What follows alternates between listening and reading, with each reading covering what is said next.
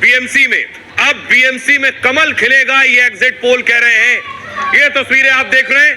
आज सभी बड़े नेताओं ने वोट डाला। बड़ा दिन था मुंबई के लिए कि आखिर मुंबई का किंग कौन बनेगा।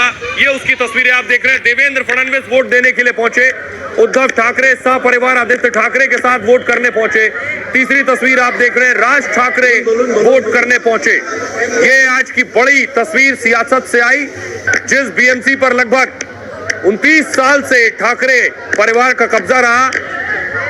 रुझानों में वो किला ढहता नजर आ रहा है। देखिए जो तस्वीरें मुंबई से आई, बड़े बड़े सितारे वोट करने पहुंचे। सलमान खान पहुंचे थे वोट करने के लिए बीएमसी का। सलमान खान के अलावा दूसरे एक्टर्स भी पहुंचे।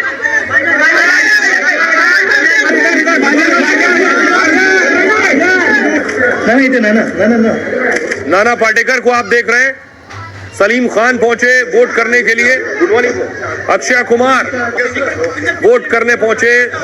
क्रिकेटर सचिन तेंदुलकर ने वोट किया। रणबीर कपूर ने अपने मत का प्रयोग किया। जॉन अब्राहम ने वोट डाला है। अन्ना सुनील शेट्टी भी वोट करने के लिए पहुंचे। आमिर खान ने वोट किया। वोट करने पहुंचे। वरुण धवन को आप देख रहे हैं जिन्होंने वोट किया है, और सैफ अली खान और करीना कपूर ने भी वोट डाला। गुलजार साहब ने मत प्रयोग किया और राकेश रोशन ने। दूसरी तरफ न सिर्फ एक्ट्रेसेस भी पहुंची करने के लिए। तस्वीर आप देख रहे हैं। श्रद्धा कपूर ने वोट डाला है। ट्विंकल खन्ना ने वोट डाला है।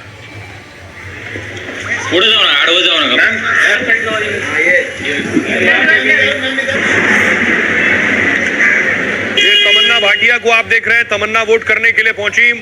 मुंबई कर्ज के लिए बड़ा दिन था। ड्रीम गर्ल हेमा मालिनी ने वोट किया।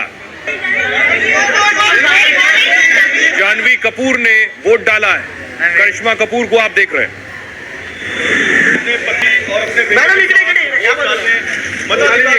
सभी लोग कर रहे हैं। रवीना टंडन ने मत प्रयोग किया, और ये श्रद्धा कपूर की तस्वीर। लेकिन बड़ी बात ये है, जो रुझान सामने आ रहे हैं वो बता रहे हैं कि मुंबई पर बीजेपी का कब्जा होने वाला है। बीएमसी पर देवेंद्र फडणवीस फिर एक बार नायक के रूप में निकलकर सामने आ रहे हैं। बम्पर और अप्रत्याशित जीत एग्जिट पोल दर्शा रहा है। भारतीय जनता पार्टी की जीत होगी, ऐसा मुझे पूरा विश्वास है।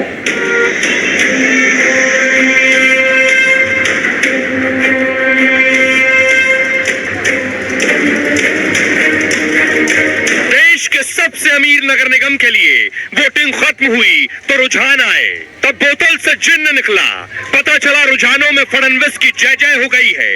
महाराष्ट्र में बीजेपी के लिए सत्ता का रास्ता खोलने वाले देवेंद्र फडणवीस ने एक बार फिर उद्धव ठाकरे को झटका दिया है और रुझानों में ठाकरे कुनबे का किला ढहा दिया है। बाला साहेब की बनाई पार्टी की जिस बीएमसी में सरकार हुआ करती थी, जिसने 25 सालों तक राज किया, रुझानों में वो आउट हो गई है।